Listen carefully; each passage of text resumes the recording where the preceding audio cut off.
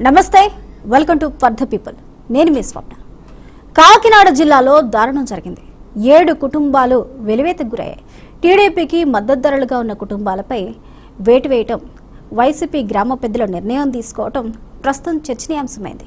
అయితే మొత్తంగా వైసీపీ నాయకులు కాకినాడలోని టీడీపీకి మద్దతుదారులుగా ఉన్న 7 కుటుంబాలని బహిష్కరించారు. గ్రామం నుంచి బహిష్కరించారు. కాజులూరులో ఉప్పమిల్లి గ్రామంలో 7 కుటుంబాల వారిని ఏ శుభకార్యాలకి పిలవకూడదు, ఎక్కడ ఏ ఫంక్షన్స్ అయినా వారు రాకూడదు, వారు ఎవరు ఆ గ్రామంలోకి అడుగు పెట్టకూడదు. ఇది ఆ గ్రామంలో పెద్దలు విధించిన శిక్ష. వారు చేసిన తప్పు ఏంటి అంటే టీడీపీకి మద్దతు ఇవ్వటం, టీడీపీకి సానుభూతి పరులుగా ఉండటం, వారికి ఓటు వేయటం. ఇన్ని జరుగుతున్నా కానీ మరి అక్కడున్న అధికారులు ఏం చేస్తున్నారు? ఆ సదరు 7 కుటుంబం వాళ్ళు కూడా బాధితులు ఎవరైతే ఉన్నారో కలెక్టర్ వరకు వెళ్ళి కలెక్టర్కు ఫిర్యాదు చేశారు. ఈ ఫిర్యాదు నేపథ్యంలోనే ఈ ఉదంతం వెలుగు చూసింది. ఇది కేవలం ఇక్కడ జరిగిన సంఘటన కాదు, అనేక చోట్ల ఇలాంటి సంఘటనలు జరుగుతున్నాయి. అధికారంలో కూటమి ప్రభుత్వం ఉన్నప్పటికీ కూడా వైసీపీ ఆధిపత్యం ఇంకా గ్రామ స్థాయిలో కొనసాగుతూనే ఉంది. గ్రామ పెద్దల దగ్గర నుంచి గ్రామంలో ఉన్న అధికారుల వరకు ప్రతి ఒక్కరు కూడా వీటిని ప్రోత్సహిస్తూ ఉన్నారు అనడానికి ఇదే నిదర్శనంగా కనిపిస్తుంది. మొత్తంగా ఒకే గ్రామంలో 7 కుటుంబాలను కనీసం గ్రామంలోకి రాకుండా, ఏ శుభకార్యాలకి పిలవకుండా ఉండాలి అంటూ ఆదేశాలు గ్రామ పెద్దలు జారీ చేశారు. అంటే అందులో వైసీపీ వారు దీన్ని పక్క నుండి చేయించారంటే ఎంత దారుణంగా పరిస్థితులు ఉన్నాయో అనేది ప్రస్తుతం మనకు అర్థమవుతుంది. కేవలం ఇది తొలిసారి జరిగింది కాదు. అధికారంలో ఎవరు ఉన్నా సరే వెలివేతకు గురవుతుంది టీడీపీ కార్యకర్తలే, టీడీపీకి సపోర్ట్ చేస్తున్న వాళ్ళే. దీనికి మనం 2 ఎగ్జాంపుల్స్ కూడా మనం తీసుకోవచ్చు. గతంలో వైసీపీ గెలిచినప్పుడు మేకతోటి సుచరిత కాన్స్టిట్యున్సీలో పొన్నుగోడుకు సంబంధించి అక్కడ కూడా ఇలాంటి ఘటన ఒకటి జరిగింది. దళితులు రాకుండా కేవలం టీడీపీకి సపోర్ట్ చేశారంటూ కూడా ఆ నియోజకవర్గంలో ఆ గ్రామంలోకి రాకుండా పొడుగ్గా ఒక గోడ కట్టిన పరిస్థితులు ఉన్నాయి. ఆ తర్వాత దాన్ని తీసివేయచ్చు, కానీ అలాంటి పరిస్థితులు గతంలో మనం చూసాం. అయితే వైసీపీ గెలిచిన తర్వాత కూడా టీడీపీకి భయభ్రాంతులు గురి చేసే విధంగా కూడా గతంలో ఇలాంటి సంఘటనలు అనేకం జరిగాయి. అప్పట్లో డీజీపీగా ఉన్నవారు వీటన్నిటిని కూడా భావ ప్రకటన స్వేచ్ఛగా కూడా ఆయన అభివర్ణించారు. మరి అప్పుడు చంద్రబాబు బస్ యాత్ర చేయడం కానీ, ఈ భయాల్ని ఆత్మకూరు వరకు చంద్రబాబు చలో ఆత్మకూరు బస్ యాత్ర చేశారు. దానికి సంబంధించి బహిష్కరించిన టీడీపీ కార్యకర్తలు ఎవరైతే ఉన్నారో వారందరినీ కూడా వారి గ్రామాలకు తీసుకుని వెళ్ళడం జరిగింది. ఆ తర్వాత ఆ బస్సు యాత్ర చేస్తున్న సందర్భంలో కూడా చంద్రబాబు నాయుడు పైన రాళ్ల దాడులు కూడా జరిగాయి. ఇవన్నీ కూడా ఈనాటివి కాదు. అంటే అధికారం ఎవరు ఉన్నా, అధికారం ఎవరి చేతిలో ఉన్నా వైసీపీ ఆధిపత్యం అనేది ఏపీ రాష్ట్రంలో ఇప్పటికీ ఇంకా కనిపిస్తూ ఉంది. మరి ఇన్ని జరుగుతుంటే కూటమి ప్రభుత్వం ఏం చేస్తుంది? టెక్నికల్గా మనం ఎంతో తారా స్థాయికి వెళ్తున్నాం, అంతరిక్షంలోకి వెళ్తున్నాం, ప్రపంచ దేశాలకి మనం సవాలు వేసే పరిస్థితుల్లో ఉన్నాం, పోటీ ఇస్తున్నాం. ఇలాంటి పరిస్థితుల్లో ఇంకా గ్రామ బహిష్కరణ, వివక్షత, ఆధిపత్య ధోరణి ఇవన్నీ కూడా మనం ఎలా చూడాలి? అసలు సమాజం ఎటుపోతుంది? మనం ఎక్కడున్నాం? ఇన్ని జరుగుతుంటే అధికారులు ఏం చేస్తున్నారు? ఏ అంశాలకు సంబంధించి మనతో పాటు మాట్లాడడానికి జూమ్ లైవ్లో మనకి వైఎస్ఆర్సీపీ నుంచి చంద్రమౌళి గారు, అదేవిధంగా మనకి ప్రొఫెసర్ శేషు గారు పొలిటికల్ అనలిస్ట్ అందుబాటులో ఉన్నారు. ఇద్దరికి నమస్కారం అండి. నమస్కారం శేషు గారు. కాకినాడలో 7 కుటుంబాలను వైసీపీ వారు కేవలం టీడీపీకి సపోర్ట్గా నిలిచారు, వారి తరపున సానుభూతి పరులుగా వారు ఉన్నారు అనే ఒకే ఒక్క కారణంతో వారిని 7 కుటుంబాలు బహిష్కరించారు. ఇది వారంతటి వారు వెళ్ళి కలెక్టర్కి ఫిర్యాదు చేసేంత వరకు ఎవరికి తెలియదు. అక్కడున్న అధికారులు కావచ్చు, లేకపోతే కనీసం కూటమి నేతలు కావచ్చు, కూటమి నాయకులు కావచ్చు, ఎవరు కూడా దీన్ని తెర మీదకి తీసుకొచ్చే ప్రయత్నం చేయలేదు. అసలు ఈ సమాజంలో ఏం జరుగుతుంది? మనం ఎక్కడున్నాం, ఏ కాలంలో ఉన్నాము, 2047 విజన్ వైపు ముందుకు దూసుకెళ్తున్నాము, అనేక అభివృద్ధి కార్యక్రమాల వైపు ముందుకు వెళ్తున్నాం. ఇలాంటి పరిస్థితుల్లో ఇంకా ఈ వివక్షత, ఇంత ఈ బహిష్కరణ ఎలా చూడొచ్చు అంటారు? అందరికీ నమస్కారం. నమస్తే అండి. ఇప్పుడు 2024 ఆంధ్రప్రదేశ్ లో జరిగినటువంటి శాసనసభ ఎన్నికల తర్వాత అక్కడ ప్రభుత్వం మారిన తర్వాత దరిదాపు ఇప్పుడు 7 నెలలుగా వస్తుంది. 7 నెలలుగా కూడా అక్కడ ఆంధ్రప్రదేశ్ రాజకీయాలను చూస్తుంటే కొంత ఆశ్చర్యం వేస్తుంది. ఆంధ్రప్రదేశ్ రాజకీయాల్లో ప్రధానంగా ఒక 3 అంశాలు చాలా స్పష్టంగా కనపడుతున్నాయి. ఒకటి పొలిటికల్ వెండెక్టా, రాజకీయ కక్ష సాధింపు చర్యలు చాలా స్పష్టంగా కనపడుతున్నాయి. ఒకప్పుడు ఇది తమిళనాడులో కనపడేది, జయలలిత కరుణానిధి ఉన్నప్పుడు ఆ విధమైనటువంటి స్పర్ధ వాళ్ళ మధ్య రాజకీయ వైరానికి దారితీసేది. ఇప్పుడు ఆంధ్రప్రదేశ్ లో ఆ రకమైనటువంటి రాజకీయ పరమైనటువంటి స్పర్ధలు మనకు అక్కడ కనపడుతున్నాయి.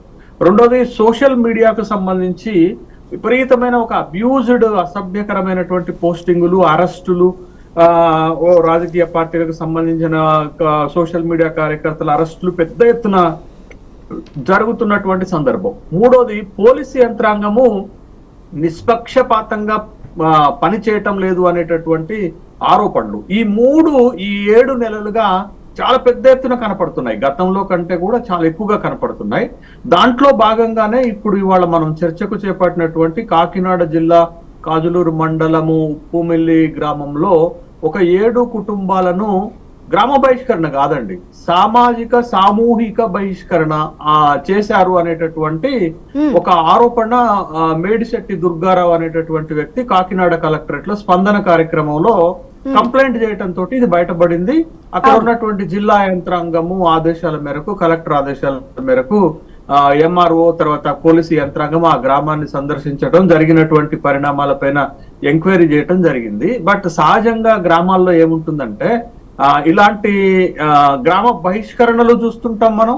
గ్రామంలోనే సామూహిక సామాజిక బహిష్కరణలు ఉంటాయి. అంటే ఎవరు వాళ్ళతో మాట్లాడొద్దు అంటే గ్రామ పెద్దలు ఒక పత్వా జారీ చేయటం, ఒక జారీ చేయటం ఏంటి అంటే వాళ్ళతో ఎవరు మాట్లాడొద్దు అనేటటువంటిది ఒకటి. రెండోది, శుభకార్యాలకు పిలవద్దు, లేకపోతే కష్ట నష్టాలకు పాలు పంచుకోవద్దు, వాళ్ళతో ఎవరు ఎలాంటి సంబంధాలు పెట్టుకోరాదు అనేటటువంటి ఒక గ్రామ స్థాయిలో గ్రామ పెద్దలు చేస్తున్నటువంటి ఒక ఆర్డర్స్, ఒక ఆదేశాలు జారీ చేసినట్లుగా అక్కడ మనకి కనపడింది. బట్ సహజంగా గ్రామాల్లో ఒక మూడు అంశాలు చాలా ప్రధానంగా ఉంటాయి ఇట్లాంటి అంశాలు. ఒకటి కులం, రెండోది వర్గం, మూడోది రాజకీయం. బట్ ఇక్కడ మనం ఈ 3 కోణాలు చూడాలి. ఒక రాజకీయమే, బహుశా మేడిశెట్టి దుర్గారావుకు సంబంధించినటువంటి 7 కుటుంబాలు తెలుగుదేశానికి కన్సర్న్ అయి ఉండటం, తర్వాత ఆ గ్రామ పెద్దలు వైఎస్ఆర్ కాంగ్రెస్ పార్టీకి సంబంధించిన వాళ్ళై ఉండటం తోటి అది రాజకీయ రంగు పులుముకున్నట్లుగా మనకి కనపడుతుంది. బట్ దీంట్లో ఏముంటుందంటే గ్రామాల్లో సహజంగా ఈ 3 అంశాలు చాలా కీలకమైనటువంటి పాత్ర వస్తాయి. బట్ ఇప్పుడు ఏంటి అని అంటే ఆ జిల్లాలలో మనం చెప్తున్నటువంటి కాకినాడ జిల్లా గాని, ఆ కోస్టల్ ప్రాంతంలో గాని తెలుగుదేశము, జనసేన, బీజేపీ చాలా బలంగా ఉన్నాయి. వైఎస్ఆర్ కాంగ్రెస్ పార్టీ ఒక్క సీటు కూడా గెలవలేదు.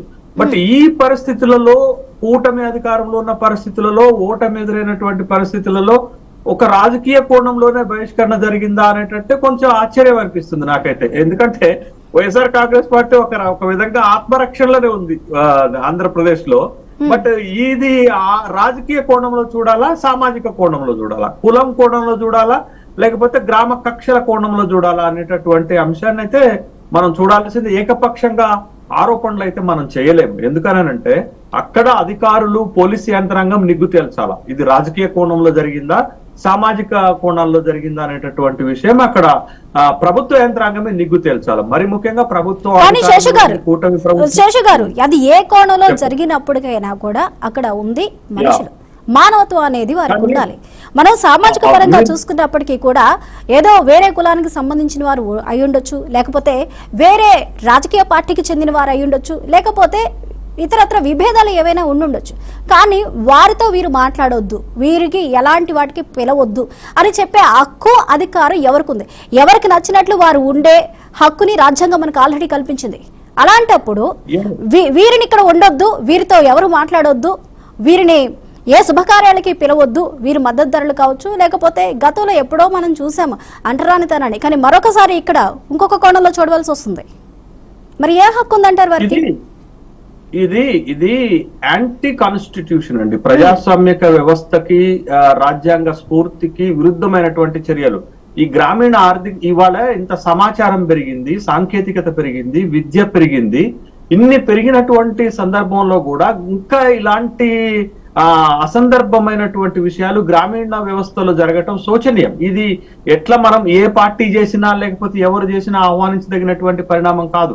ఇంకా దక్షిణ భారతదేశంలో నయమండి, ఉత్తర భారతదేశంలోనైతే గ్రామ పంచాయతీలు గీసిందే గీత, చెప్పిందే వేదంగా ఉంటుంది. ఇప్పటికీ కూడా మీరు బీహారు, యూపీ, మధ్యప్రదేశ్ లాంటి రాష్ట్రాలలో రాజస్థాన్ లాంటి రాష్ట్రాల్లోనైతే గ్రామ సభలు గ్రామ పంచాయతీలు ఎంత బలంగా పనిచేస్తాయంటే వాళ్ళు అక్కడ పరువు హత్యలకు కూడా ప్రోత్సహించినటువంటి సందర్భాలను మనం చూసామండి. అక్కడ ఏదైనా కులాంతర వివాహాలకు సంబంధించిన వాళ్ళు ప్రేమించి పెళ్లి చేసుకుంటే చంపేసేటటువంటి ఆదేశాలు కూడా జారీ చేసినటువంటి గ్రామ పంచాయతీ వ్యవస్థను మనం చూసాం.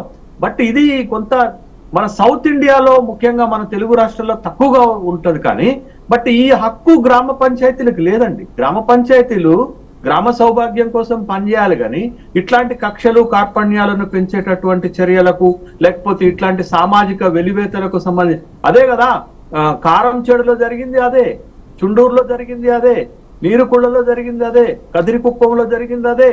ఇటీవల అక్కడ ఆంధ్రప్రదేశ్ లో జిల్లాల పునర్విభజన జరిగినప్పుడు కోనసీమ అంబేద్కర్ జిల్లా పేరు పెడితే అమలాపురంలో ఎంత పెద్ద గొడవ జరిగిందండి. జిల్లాకి అంబేద్కర్ పేరు పెడితే ఒక జిల్లాకు అంబేద్కర్ పేరు పెడితే ఎంత గొడవ చేశారండి. బట్ ఆ సంఘటనలన్నీ మన కళ్ళ ముందు కదలాడుతున్నాయి కదా, మనం చూస్తున్నాం కదా. కాబట్టి ఒక ఇంత పెద్ద వ్యవస్థ డెవలప్ అయినటువంటి ఈ సందర్భంలో ఇంకా గ్రామాల్లో ఈ విధమైనటువంటి ఆదేశాలు జారీ చేస్తున్నారంటే ఖచ్చితంగా ప్రభుత్వము చట్టపరంగా కఠినమైనటువంటి చర్యలు తీసుకోవాల్సినటువంటి అవసరం ఉంది. మళ్ళా ఇట్లాంటి పునరావృతం కాకుండా చూసుకోవాల్సినటువంటి అవసరం ఉంది. దీన్ని కేవలం రాజకీయ కోణంలో పొలిటికల్ డైమెన్షన్ లోనే కాకుండా గ్రామీణ వ్యవస్థని ఉద్దేశాలను లేకపోతే గ్రామీణ వ్యవస్థ దెబ్బతీసేటటువంటి చర్యలుగానే మనం చూడాలా. బట్ ఏ పార్టీ వాళ్ళు చేసినా ఉపేక్షించాల్సినటువంటి అవసరం లేదు. ప్రభుత్వం ఖచ్చితంగా కఠినమైనటువంటి చర్యలు చేపట్టాల్సినటువంటి బాధ్యత ఉందనేటటువంటి అభిప్రాయం వ్యక్తం అవుతుంది. ఓకే అండి.